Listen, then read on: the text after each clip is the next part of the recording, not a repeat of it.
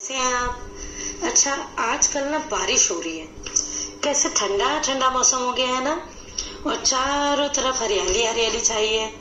और जब तेज आ रही बारिश से पहले आंधी तूफान आता है, तो कैसे चारों तरफ तरह तरह के पेड़ों के पत्ते ही पत्ते गिरते नजर आते हैं, है ना? देखा है ना आपने? अच्छा, कभी आपने इन पत्तों को गांव में सड़क पर गिरे हुए अलग अलग प्रकार के पत्ते देखे हैं? जरूर देखे होंगे। तो आज हम इन्हीं पत्तों की बात करेंगे, है ना?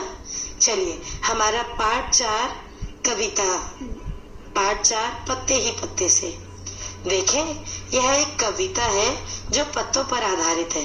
तो चलिए, इस कविता से आपको पत्तों के बारे में बहुत कुछ जानने को मिलेगा। तो आइए करें कविता वाचन। तैयार हैं आप लोग? बोलिए मेरे साथ।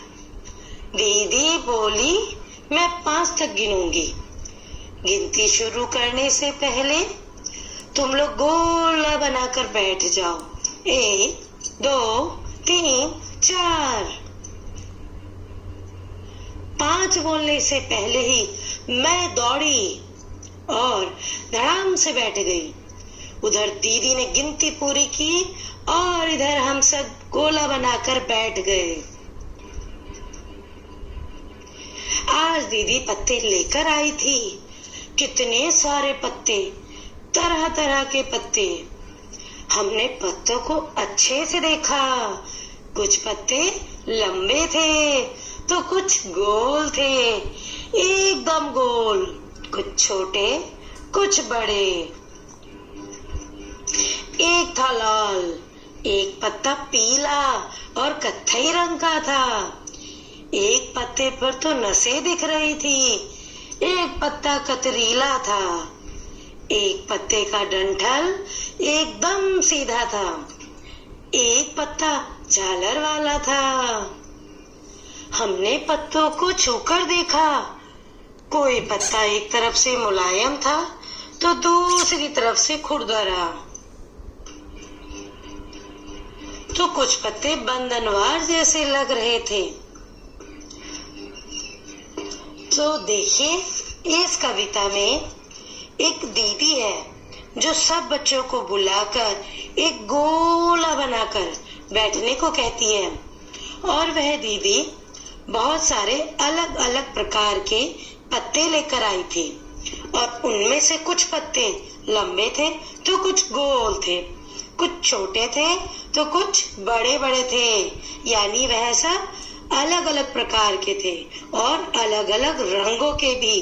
देखिए, एक तो लाल भी था, एक तो बहुत अलग अलग 2 रंगों वाला भी था। आधा कत्थई रंग का तो आधा पीले रंग का। और हाँ, एक पत्ते पर तो नसें भी दिख रही थी। नसें? अब ये नसें क्या होती है?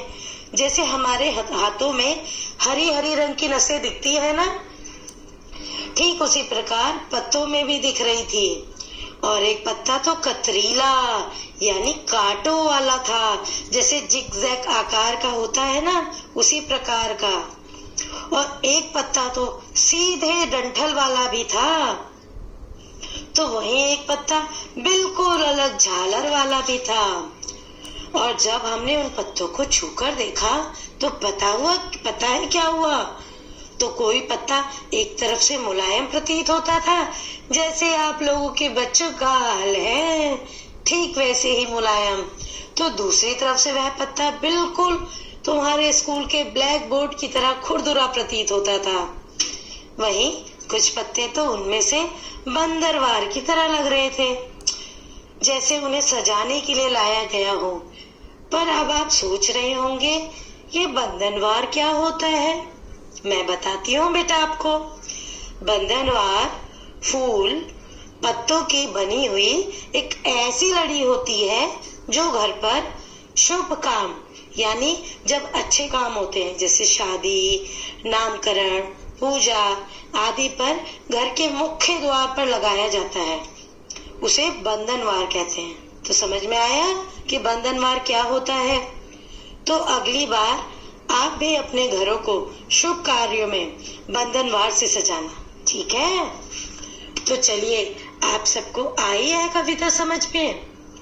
तो चलिए अब हम इसके क्रियाकलाप देखें। अब मैं आपको बताती हूँ आप इस पाठ से संबंधित क्या क्या क्रियाकलाप घर पर बैठे बैठे कर सकते हैं। चलिए, पहला क्रियाकलाप है, जब आपके घर के आसपास पत्ते झड़ते हैं, अलग अलग प्रकार के पत्ते, अलग अलग प्रकार के पेड़ों के पत्ते, पौधों के पत्ते, तो उन सभी पत्तों को इकट्ठा करो, उन्हें सुखाकर अपनी कॉपी में चिपकाइए और अपनी कॉपी पर नाम लिखिए कि किस पेड़ का या किस पौधे का पत्ता है। आया समझ में? अब चलिए, अब मैं आपको दूसरा क्रियाकलाप बताती हूँ। आप इस क्रियाकलाप को भी कर सकते हैं कि अलग अलग प्रकार के पत्ते इकट्ठा करो, उनके रंग लिखिए, डिजाइन लिखिए, आकार लिखिए और उनमें अलग अलग प्रकार के अंतर बताइए। है ना आसान? चलिए, अब तीसरा क्रियाकलाप बहुत मजेदार है। आपको सोचना है कि पत्तों से क्या क्या बनता है या पत्ते किस प्रकार हमारे लिए लाभदायक होते हैं। जैसे नीम के पत्ते, जानते हैं आप नीम के पत्ते के कितने फायदे होते हैं? वह बहुत कड़वा होता है, लेकिन नीम के पत्ते के बहुत सारे फायदे होते हैं, है ना।